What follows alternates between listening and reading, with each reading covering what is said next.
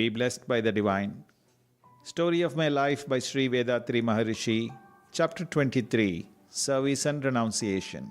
Having thus understood clearly the nature of service, I came to the conclusion that if the world is to thrive and prosper in future, the best course would be for everyone to lead the life of a householder in a spirit of renunciation. From then onwards, I organized all the material and mental resources and regulated my life in the light of this understanding. The following verse that I wrote at the time clearly portrays my feelings and intentions. I have no recollections about my birth. The hour of my death I know not. Nevertheless, having my birth and my death constantly in my mind, I go out into the wide world and play the game of life. I gather the fruits of my labor in gold and silver and in all things precious. Abundant are my riches, my cup of wealth overfloweth. I shall spend this wealth in ways beneficent to all. My giving shall always be in harmony with life's music on earth. And when the moment most propitious comes my way, I shall pour out all my riches and empty this cup of mine with a joyous abandon. A face lit up with a smile of benevolence, and a total simplicity shall be my only wealth, and my home the one and eternal space. When I realized this wonder within me, this indwelling of the self in the marketplace of life, I knew the meaning of it all. It was the homecoming, the renunciation. I made a good deal of money in my lungi business. It kept expanding further. So it was not necessary for me to go on working in the government office. I decided to give up this job.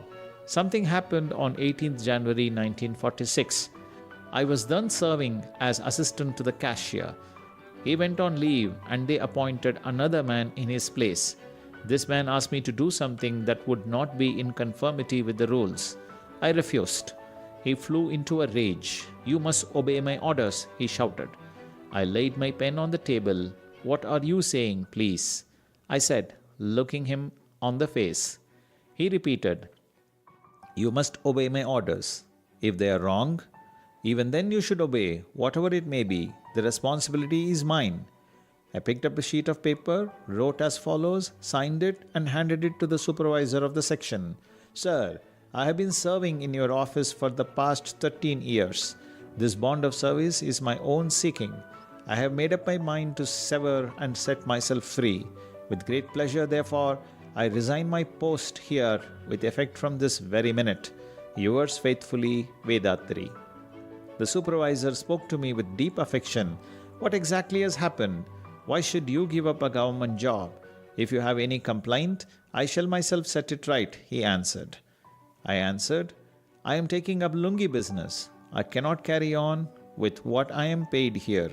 That is why I resign. Please have this resignation letter submitted to the head of the office." With great reluctance, he did so. That officer knew me personally. He was shocked to see that letter of resignation. He sent for me. I stepped into his room. "What is it, Vethathiri?" he asked. "What exactly has gone wrong?" "I have started lungi business, sir. It is prospering well. If I attend to it full time, I can improve it. My prospects for the future will be brighter." He took out of his drawer a letter and gave it to me to read.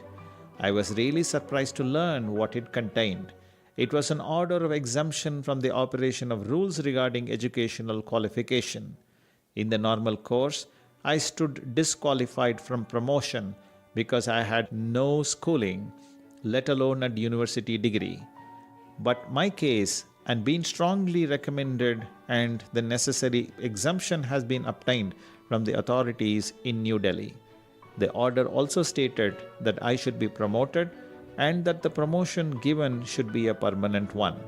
The officer was kindness itself as he said, "Vethathiri, you have won the goodwill of all the superintendents here.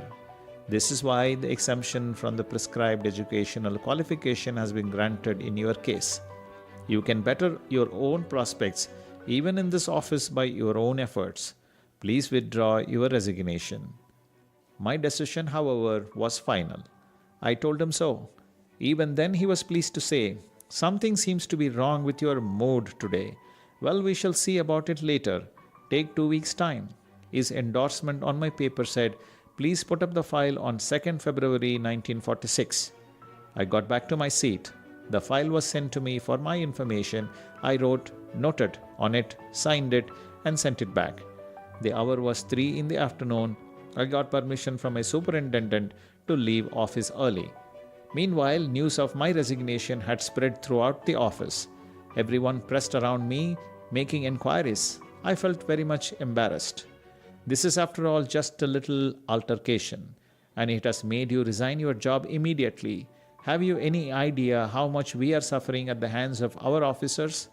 Still we sit tight, said some of my more intimate friends to me. I took up a sheet of paper and wrote on it, how sad, the lot of men who are driven by necessity to serve under petty people who don't care at all for honesty.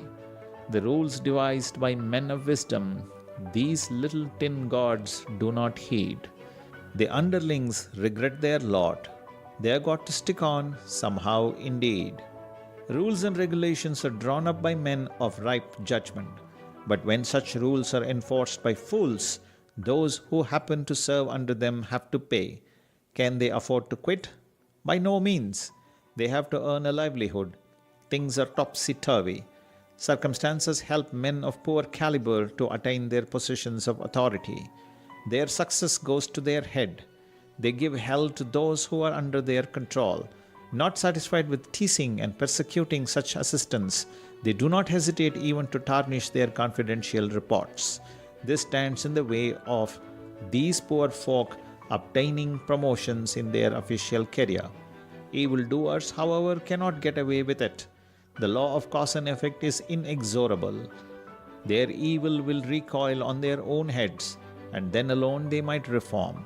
I explained my stand to my close friends, went straight to the post office at Egmore, took up a postcard and applied for leave from that day, right up to 2nd February 1946. I did not attend office the next day. The position is rather awkward for an office when a leave letter closely follows a letter of resignation.